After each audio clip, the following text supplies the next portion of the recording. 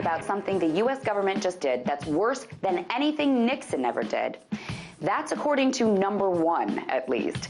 Number one is the Deep Throat, the anonymous source in this story. And if what number one revealed is true, then he's right about how screwed up it is. Number one is the source who arranged to have Sharyl Attkisson's laptop checked for spyware.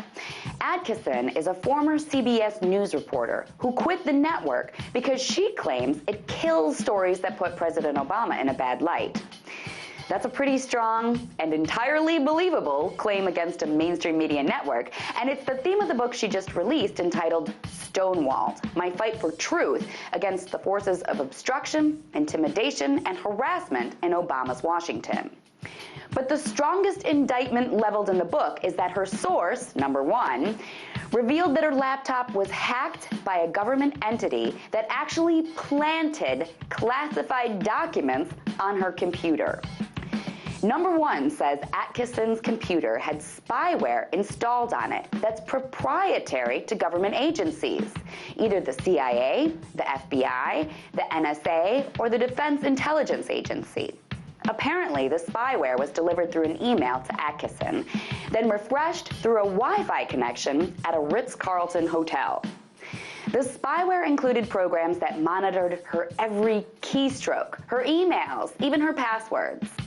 Attkisson claims that the spies used the audio through her Skype account as a listening tool. And number one told her that since the spying went on far longer than most legal taps, it seems pretty obvious that it wasn't court authorized. But the most shocking thing that number one revealed was that he found 3 classified documents buried deep within Attkisson's operating system that only computer specialists would know how to find. The only reason number one could think of for the documents being there was that they were planted on the reporter's computer in case the spies needed to accuse her of having classified documents she wasn't entitled to, in case they needed to indict her in the future.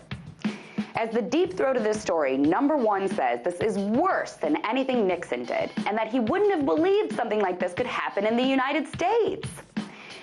Attkisson's claims are outrageous, but not being able to believe this happened in the United States, that is the most unbelievable part of the whole story. Tonight, let's talk about that by following me on Twitter @TheResident.